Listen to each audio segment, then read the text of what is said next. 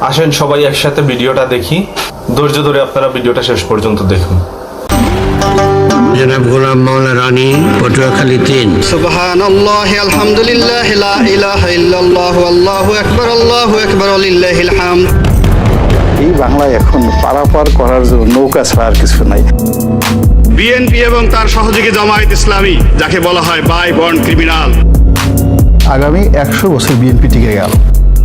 জামাত আসলে একটা আদর্শ ভিত্তিক রাজনীতি করে। ডক্টর ইউনূস রয়েছে বর্ণাঢ্য ইতিহাস। Doctor Yunus in the field of politics he is just infant, নবজাতক শিশু। শেখ হাসিনাকে ক্ষমতায় বসানোর জন্য যা করা দরকার সবকিছু করতে হবে এবং দরকার হলে বাংলাদেশকে সিকিম বানিয়ে ফেলতে হবে। তোমরা যতক্ষণ পর্যন্ত তোমাদের চিন্তা চেতনায় কর্মে আমার রাসূলকে অনুসরণ করতে না পারবে, ততক্ষণ পর্যন্ত তোমরা মুমিন হতে পারবে না, মুসলমান হতে পারবে না।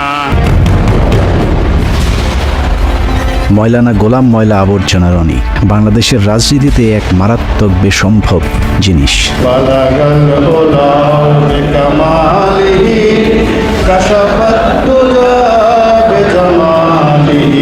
1967 সালে পয়দা হওয়া 57 পেরিয়ে 58-তে পা দিতে চলা এই স্বঘোষিত রাজনীতিবিদ এখন পর্যন্ত সিদ্ধান্ত নিতে পারেনি সে আসলে কোন দলের রাজনৈতিক মতাদর্শে বিশ্বাসী। আমি মনে করি মির্জা ফখরুল থেকে শুরু করা সবারই উচিত জয় বাংলা বলা। আওয়ামী লীগ এত অভাবগ্রস্ত, একটা লোকও নৌকার মাঝি হতে চায়। সংসদে কোনো রাজনীতি নেই। আমার সাথে অনেক বড় বড় মানুষ রয়েছেন যাদের হয়তো পদ পদবি নেই। বিজয় বলতে কি সিংহাসনে বসা?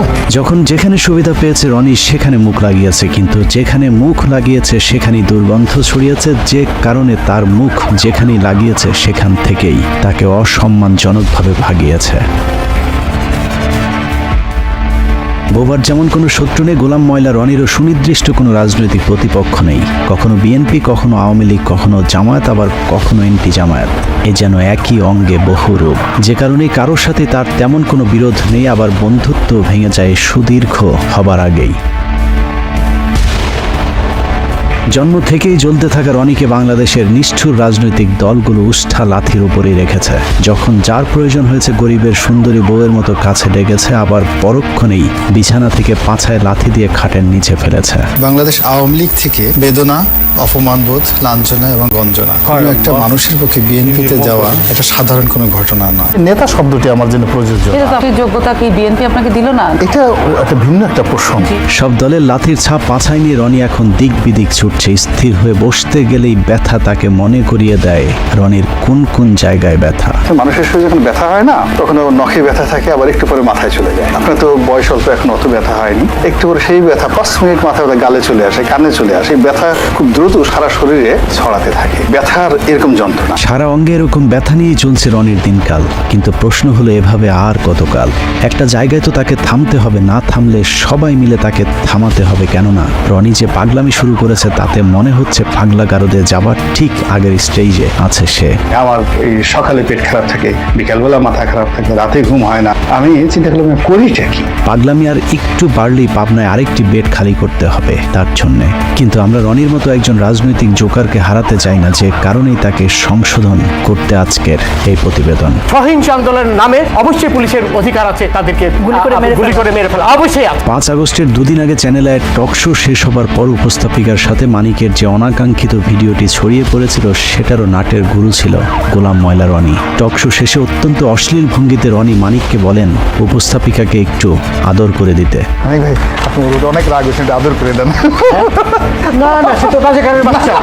মূলত রনির এই কথাতেই সূত্রপাত হয় মানিকের কুরুচিপূর্ণ আক্রমণাত্মক আচরণের। মানিক যখন দীপ্তি চৌধুরীকে যাচ্ছে তাই বলে যাচ্ছিলেন, তখনও রনি অসভ্যের মতো দাঁত কেলিয়ে হাসছিলেন। আমি একটা মুক্তিযোদ্ধা পরিবারের সন্তান, আপনার কোনো অধিকার নেই আমাকে রাজাকারের বাচ্চা বলার। তার এই ব্যক্তিত্বহীনতার কারণে জীবনের পরন্ত সময়ে এসেও এখনো নিজের কোনো রাজনৈতিক পরিচয় জোটেনি। এক কথায় বলতে গেলে রনিকে বলা যায় বাংলাদেশের রাজনীতিতে একজন পলিটিক্যাল প্রস্টিটিউট। রাজনীতির মাঠের এই প্রস্টিটিউট কতবার কতজনের খাটে গিয়েছে সেটা দেখতে আমাদেরকে 2008 সাল থেকে রনির ঘাট বদলের ইতিহাস দেখতে হবে। জামাত আসলে একটা আদর্শ ভিত্তিক রাজনীতি করে। জামাতের যে আদর্শটা রয়েছে সেই আদর্শটা সমপর্যায়ের আদর্শটা এই মুহূর্তে বাংলাদেশের অন্য কোনো রাজনৈতিক দলের নেই। ঠিক ওই পর্যায়ের কোনো আলেম, কোনো ওলামা আমাদের দেশে না না থাকার কারণে জনাব দেলোয়ার হোসেন সাইদী সাহেব গ্রেপ্তার হওয়ার পর থেকে একটা বিশাল শূন্যতার সৃষ্টি হয়েছে। কদিন আগে রনির কথাবার্তা শুনলে মনে হতো জামায়াতের পটুয়াখালী জেলা আমির, কিন্তু এগুলো আসলে তার মনের কথা না। রনির মনের কথাগুলো শুনতে হলে 2010 সালে সংসদে রনির দেয়া একটি বক্তব্য শুনতে হবে। বিএনপি এবং তার সহযোগী জামায়াত ইসলামী, যাকে বলা হয় বাই বর্ন ক্রিমিনাল, অপরাধ করার জন্য যাদের জন্ম হয়েছে। এই বক্তব্য স্বঘোষিত বুদ্ধিজীবী গোলাম মাওলা রনির যখন আওয়ামী লীগের সংসদ সদস্য ছিলেন তখনকার। আওয়ামী লীগের সাথে তার সংসার ভাঙে ইন্ডিপেন্ডেন্ট টেলিভিশনের সাংবাদিক পিটিয়ে জেলে যাবার পর। ইন্ডিপেন্ডেন্ট টেলিভিশনের সাংবাদিক পেটানোর প্রেক্ষাপটটা একটু আলোচনা করে আসা দরকার। আপনি যদি রনির উইকিপিডিয়াতে যান তাহলে দেখবেন রনির জন্ম ফরিদপুরের শ্যামপুরে, কিন্তু রনি এমপি হয়েছিলেন পটুয়াখালী 3 আসন থেকে। স্বাভাবিকভাবে প্রশ্ন আসতে পারে ফরিদপুর থেকে রাতারাতি পটুয়াখালী কিভাবে তিনি সংসদ সদস্য হলেন। জনাব গোলাম মাওলা রানী, পটুয়াখালী 3। মাননীয় স্পিকার, আপনাকে ধন্যবাদ। লা ইলাহা ইল্লাল্লাহু ওয়াহদাহু লা শারীকা লাহু লাহুল মুলকু ওয়া লাহুল হামদ। রনির পূর্বপুরুষ ছিলেন নদী ভাঙন ফরিদপুরের চরের বাসিন্দা। রনির বাবা গ্রামে গ্রামে মাথায় করে তেল বিক্রি করতেন। আর্থিকভাবে অসচ্ছল হলেও মোটামুটি খেয়ে পড়ে বেঁচেছিলেন, কিন্তু হঠাৎ করে নদী ভাঙনে তার প্রত্যেক ভিটার নদী গর্ভে বিলীন হয়ে গেলে নিঃস্ব হয়ে গোলাম মাওলার পরিবার চলে যায় ফরিদপুর থেকে পটুয়াখালীতে। একসময় সম্বল শুধু কম্বলওয়ালা গোলাম মাওলা রনি 111-এ শেখ হাসিনা জেলে থাকার সময়টাতে হাসিনাকে তেল দিয়ে কলাম লেখার পুরস্কার হিসেবে 2008 সালে নির্বাচনে আওয়ামী লীগের মনোনয়ন পান। এরপর সংসদ সদস্য নির্বাচিত হবার পর আর ফিরে তাকাতে হয়নি রনিকে। একে একে শিপিং বিজনেস, টেক্সটাইল বিজনেস থেকে শুরু করে এক্সপোর্ট ইম্পোর্ট সহ নানা ধরনের ব্যবসার মালিক হয়ে যান গোলাম মাওলা রনি। ব্যবসা বাণিজ্য করেছি, টাকা পয়সা হয়েছে, আরো টাকা হতে হবে, সালমান এফ রহমানের মতো ধনী হতে হবে। গামছার তেল বিক্রেতার ছেলের আলাদ্দিনের চেরাগ দেখে অনেকেই তার কাছে জিনের সাহায্য চাইতে গিয়েছিলেন, কিন্তু চেরাগের সেই জিন গামছাওয়ালার ছেলে রনিকে ধনী করলেও অন্যদেরকে করেছে পথের ফকির। রনির সাথে যারাই যৌথভাবে ব্যবসা করতে গিয়েছেন সকলকেই খাল কেটে আনা কুমিরের মতো পেটে ঢুকতে হয়েছে। রনির একটা পারিবারিক বৈশিষ্ট্য আছে, যেখানে খান সেখানেই হাগেন। হেগে মুতে পুরো পটুয়াখালী দুর্গন্ধ করে ফেলেছেন। ফরিদপুরের তেল বিক্রি করা রনির বাবা শামসুদ্দিন মুন্সি পটুয়াখালীতে এসে শুরু করেন বাজারে বাজারে গামছা বিক্রি করা, কিন্তু সমস্যাটা সেখানে নয়। ফরিদপুর থেকে কাঁথা বালিশ নিয়ে পটুয়াখালীতে যাবার পর তৎকালীন স্থানীয় যে চেয়ারম্যান তার খালি জমিতে রনির বাবাকে থাকতে জায়গা দিয়েছিলেন, সেই চেয়ারম্যানের খালি জমি দখল করেই গোলাম মাওলা রনি গড়ে তুলেছেন বহুতল ভবন। সেই চেয়ারম্যান বেঁচে না থাকলেও তার ছেলে জানিয়েছেন রনির বাবাও তার মতো একটু টাউট প্রকৃতির ছিল। কথাবার্তা শুনে প্রথমত বুঝতে পারি না যে এই লোকটা এত খারাপ, এত বড় মৃত্যু, এত বড় টাউট। রনির বাবার হাত ধরেই দখলের হাতখড়ি হয় রনির। সরকারি খাস জমি থেকে শুরু করে এলাকার নদী নালা, এমনকি অসহায় দরিদ্র মানুষের শেষ সম্বলটুকু পর্যন্ত দখল করেছে গোলাম মাওলা রনি। মাস্তানদেরকে বলেন যে আমার কাছ থেকে চাঁদা যদি নেয় একটু কম পরিমাণে ডিমান্ড করে, কিন্তু 5 লাখ দেওয়ার মতো তো আমার সামর্থ্য নেই। রনি বলছিল যে আপনার জমি বিক্রি করে চাঁদা দেবে। রনিকে এসব দখলবাজিতে যখন যেই বাধা দিয়েছে তার বিরুদ্ধেই মামলা ঠুকে দিয়েছেন মামলাবাজ গোলাম মাওলা রনি। সহযোগিতা করতে গেলে হ্যাগরও মামলা দেয়। টকশোতে মিষ্টি মিষ্টি কথা বলা রনি তার এলাকায় গড়ে তুলেছেন একটি ক্যাডার বাহিনী, যার নাম ভাইয়া গ্রুপ। এই গ্রুপের প্রধান গোলাম মাওলা রনির শ্যালক মকবুল খান। দখলবাজি আর চাঁদাবাজিতে অতিষ্ঠ গলাচিপা এলাকার মানুষ মকবুলের বিরুদ্ধে নালিশ করতে গিয়েছিলেন রনির কাছে, কিন্তু ভুক্তভোগী ব্যক্তিরা বুঝতে পারেননি টেলিভিশনের রনি আর টেলিভিশনের বাইরের রনি এক জিনিস নয়। সব বিষয়ে বিশেষজ্ঞ রনি টেলিভিশন টক শোতে নীতিবাক্যের ফুলছুরি ছড়ালেও নিজে জড়িয়েছেন নীতি বিবর্জিত অনৈতিক বিভিন্ন কাজের সাথে। মামলা দখল আর চাঁদাবাজি করে তেল বিক্রেতার ছেলে এখন শত শত কোটি টাকার মালিক। আমাদের এমন দিন আছে যে 10 কোটি টাকা আমাদের একসাথে ব্যাংক থেকে তুলবে। নিউ মার্কেট এলাকার নাইম রোডের লাক্সারি এই ভবনের 6-এর বি ফ্ল্যাটটিতে রনি নিজে থাকেন। রাজধানীর তোপখানা রোডের মেহরুবা প্লাজায় রয়েছে তার আরেকটি ফ্ল্যাট। বসুন্ধরা বাড়িধারা প্রকল্পে 5 কাঠা এবং পূর্বাচলে রয়েছে তার আরেকটি 10 কাঠার প্লট। নিজের অন্যান্য জায়গার বাড়ি ফ্ল্যাট থাকার তথ্য গোপন করে অবৈধভাবে তিনি এসব প্লট বাগিয়ে নিয়েছেন। হঠাৎ করে গোলাম মাওলা রনি কিভাবে আঙুল ফুলে কলা গাছ হয়ে গেলেন সেই খবর সংগ্রহ করতে গেলে ইন্ডিপেন্ডেন্ট টেলিভিশনের সাংবাদিকের উপর চড়াও হন রনি। মেমোরি কার্ড যদি নিয়ে থাকে মেমোরি কার্ড ফেরত দিয়ে দেন।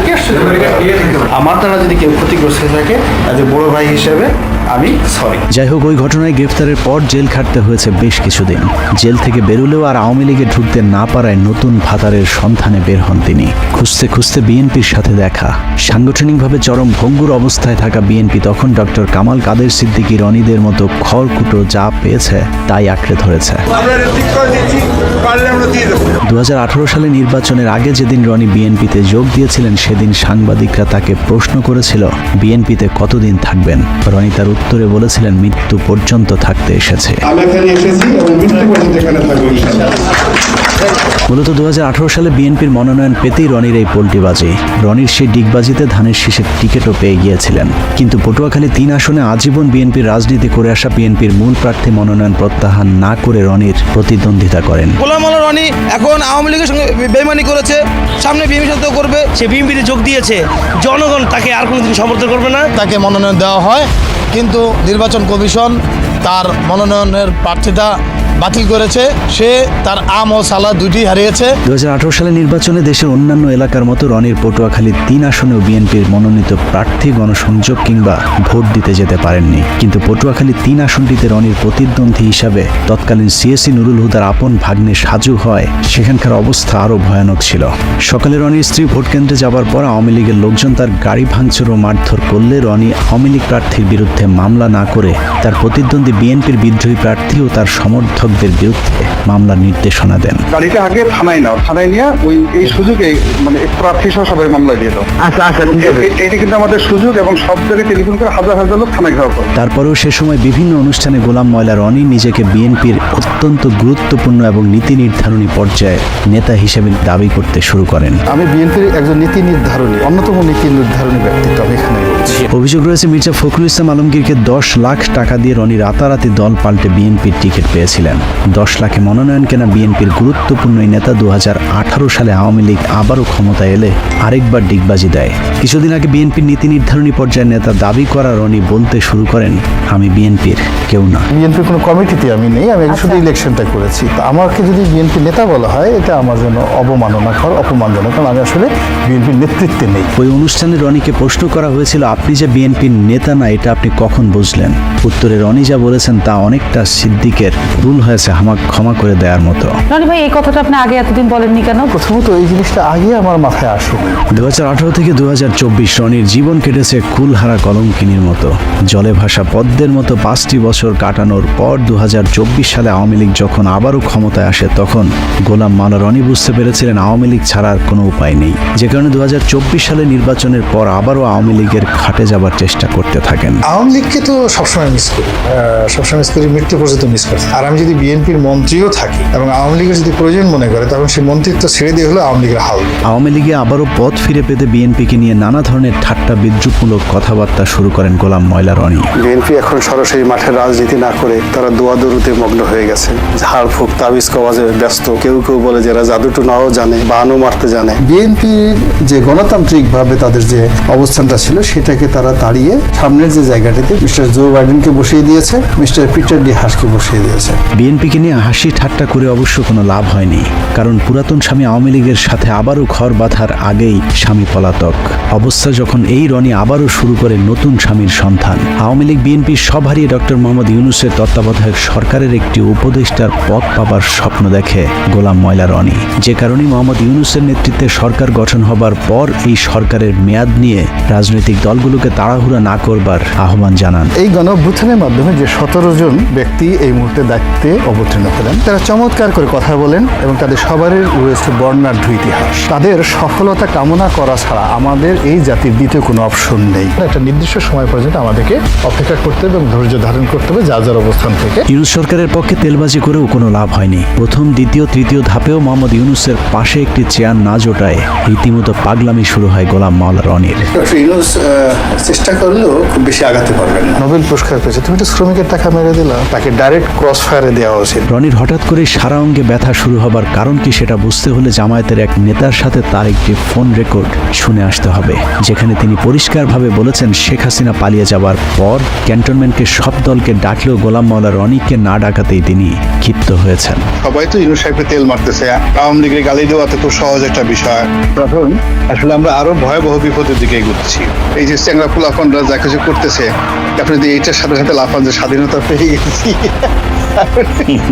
ডক্টর ইউনূস ইজ ইন রং, ভুল কাজ করতেছে। আপনি সেই ঘরের মধ্যে ঢুকবেন, ঢুকার আগে আপনি আমাদের সবার সাথে আলোচনা করে নেবেন না? আলোচনা না করে আপনি ঢুকে গেছেন, ঢুকে গিয়ে আপনি বিপদের মধ্যে পড়ে এখন আমি আপনার ওখান থেকে কিভাবে বাঁচাবো? আপনি তো ঢুকে গেছেন। রনি ছাড়া সব দল ক্যান্টনমেন্টে মিটিং করাতে সব দলকেই তিনি বদদোয়া দিয়েছেন। পীরে গোলাম ময়লা জামায়াতের ওই নেতার সাথে ভবিষ্যৎবাণী করেছেন, যারা যারা সেদিন ক্যান্টনমেন্টে গিয়েছিল সবাইকেই নাকি ভারতের রোষানলে পড়তে হবে। যারা গেছে তারা সবাই দুর্ভোগ পোহাবে। জামাত বর্ণ যারা, ইভেন আমাদের মির্জা ফখরুল সাহেব গেছেন, ওখানে খুব রং কাজ করছে, খারাপ কাজ করেছে। জোনায়েদ সাকি গেছে, যারা গেছে, প্রত্যেকটা লোকের এই কর্মফল ভোগ করতে হবে। Just wait. মানে দিল্লি কি এইরকম প্ল্যান করতেছে আপনি বলতে চাইতেছেন? জি, এটা সেই প্ল্যান অনুযায়ী সবকিছু। আপনি একটা কাজ করেছেন, সেই কাজের তো ফল আপনাকে ভোগ করতেই হবে। পরিস্থিতি যা দাঁড়িয়েছে, যে কোনো সময় 999-এ কল করে রনিকে পাবনার গাড়িতে উঠিয়ে দিতে হবে। Doctor Yunus is a famous and eminent economist, কিন্তু in the field of politics he is just infant, নবজাতক শিশু। 3 মাসও টিকতে পারবেন না। নিজের ফেসবুক, ইউটিউব থেকে শুরু করে টেলিভিশন টক শো সবখানি যেন রনির টার্গেটে পরিণত হয়েছে ডক্টর মোহাম্মদ ইউনূস। মুখরোচকর টাইটেল, থাম্বনেল আর নানা ধরনের ব্যাখ্যা বিশ্লেষণের মধ্য দিয়ে ডক্টর মোহাম্মদ ইউনূসকে বিতর্কিত করবার জন্য যেন রীতিমতো ন্যাংটা হয়ে রাস্তায় নেমেছেন গোলাম ময়লা রনি। 1/11 সেই সময়টিতে মঈনুদ্দিন ফখরুদ্দিনের উপরেও ছিলেন ডক্টর মোহাম্মদ ইউনূস। তাতে 1/11 একটা লেটেস্ট ভার্সন, এটাকে আপনি ডিজিটাল ভার্সন বলতে পারেন। একটি সূত্র জানিয়েছে, বাংলাদেশের রাজনীতির হিরো আলমের update version Alam pro max Golam Maula রনির সাথে আওয়ামী লীগের একটি সমঝোতা হয়েছে। রনিকে যেহেতু জামায়াত, বিএনপি, ডক্টর ইউনূস কেউই পাত্তা দিচ্ছে না, সে কারণে তিনি এখন আওয়ামী লীগের সাথে হাত মিলিয়ে সূক্ষ্ম ষড়যন্ত্রে লিপ্ত হয়েছেন। এরই মধ্যে শেখ হাসিনা সম্পর্কে গুণগান শুরু করেছে রনি। সামনে হয়তো প্রকাশ্যে আরও গুণগান শোনা যেতে পারে। চীনের এবং আমেরিকার চক্রান্তে বাংলাদেশে শেখ হাসিনাকে যেভাবে বাংলাদেশ থেকে তাড়ানো হয়েছে, এটি নির্মম, এটি অন্যায়, এটি অসাংবিধানিক। বাংলাদেশে একটা উগ্র জঙ্গিবাদ তৈরি হয়েছে। এই জঙ্গিবাদের চক্রান্তে শেখ হাসিনা ক্ষমতাচ্যুত হয়েছে। তো কাজেই শেখ হাসিনাকে আবার ক্ষমতায় বসাতে হবে। প্রয়োজনে বাংলাদেশে ভারতীয় সৈন্য সমাবেশ ঘটাতে হবে। শেখ হাসিনাকে ক্ষমতায় বসানোর জন্য যা করা দরকার সবকিছু করতে হবে, এবং দরকার হলে বাংলাদেশকে অধিকার করতে হবে, কাশ্মীর বানিয়ে ফেলতে হবে, সিকিম বানিয়ে ফেলতে হবে। এছাড়া সুযোগ সন্ধানী রনির আসলে আওয়ামী লীগের কাছে ফিরে যাওয়া ছাড়া আর কোনো উপায়ও নেই। কারণ গোলাম মাওলা রনি বাংলাদেশে নিযুক্ত যুক্তরাষ্ট্রের রাষ্ট্রদূত ড্যান মোজেনার সময়ের একটি ঘটনায় আমেরিকার কালো তালিকাভুক্ত হয়ে আছেন, যে কারণে তিনি পশ্চিমা কোনো দেশের ভিসাও পান না। অতএব তার সামনে এখন আওয়ামী লীগ এবং ভারতের দালালি করা ছাড়া আর কোনো দরজা খোলা নেই। নাগরিকদের মধ্যে একটা বিক্ষোভ তৈরি হয়ে যাচ্ছে এই বাংলাদেশের বর্তমান রেজিমের বিরুদ্ধে, বিএনপির বিরুদ্ধে, জামাতের বিরুদ্ধে, ডক্টর ইউনূসের বিরুদ্ধে। আগামী 3-4 মাস যদি এভাবে তারা চলতে পারে, তাহলে শেখ হাসিনাকে কেন্দ্র করে ভারতে যে ইতিবাচক একটি জনমত তৈরি হচ্ছে, সেই জনমতের যে ধাক্কাটা কিন্তু বাংলাদেশেও আসবে। এবং বাংলাদেশে এখন যারা অনেকে শেখ হাসিনার বিরুদ্ধে বিষোদ্গার করছে, তারাও কিন্তু ইনফ্লুয়েন্স হয়ে শেখ হাসিনার জন্য হাহাকার তৈরি করবে। এখানে বসে লম্পজম্ব করতে পারবো, ভারতকে গালাগাল দিতে পারবো। কিন্তু সত্যিকার অর্থে ভারতের যে কোনো আগ্রাসন, সেটা অর্থনৈতিক আগ্রাসন, সামরিক আগ্রাসন, কূটনৈতিক আগ্রাসন, সেটি মোকাবেলা করার মতো অবস্থা আমাদের কিন্তু এখনো হয়নি। সব মিলিয়ে গোলাম ময়লা রনির আসলে নিজস্ব কোনো ব্যক্তিত্ব বা চরিত্র নেই। কোথাও মাওলানা, কোথাও আওয়ামী লীগ, কোথাও কৌতুক অভিনেতা, কোথাও সাংবাদিক। অনেক রক্তের বিনিময়ে অর্জিত ছাত্র সমাজের প্রতিনিধিত্ব করা এই সরকারের বিরুদ্ধে বিষোদ্গার না করে রনির আসলে সিদ্ধান্ত নেওয়ার সময় এসেছে। তিনি কি আওয়ামী লীগ করবেন, নাকি বিএনপি নেতা, ইউটিউবার নাকি কৌতুক অভিনেতা, মাওলানা নাকি ময়লা আবর্জনা? আমার নিজস্ব চ্যানেলে 1 কোটি লোক প্রতি মাসে বক্তব্য দেখে। এখন বিএনপির বলেন, আওয়ামী লীগের বলেন, find me one single leader. বাংলাদেশে যে গোলাম মোল্লা রনির মতো একটা কলাম লেখেন, তার মতো ইউটিউবে একটা বক্তব্য দেন, রব্বানা আতিনা ফিদ দুনিয়া হাসানাতাও ওয়া ফিল আখিরাতি হাসানাতাও ওয়া কিনা আযাবান নার। দ্রুত সিদ্ধান্ত নিতে না পারলে রাজনৈতিক দলগুলোকেই তার ব্যাপারে সিদ্ধান্ত নিতে হবে। সুস্থ রাজনীতির স্বার্থে গোলাম ময়লা রনির মতো ময়লা যত দ্রুত পরিষ্কার করা যাবে, তত দ্রুতই দেশের রাজনীতি আবর্জনা মুক্ত হবে।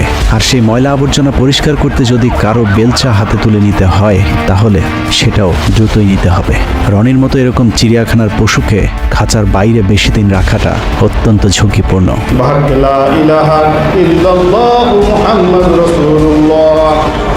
আল্লাহ হাফেজ।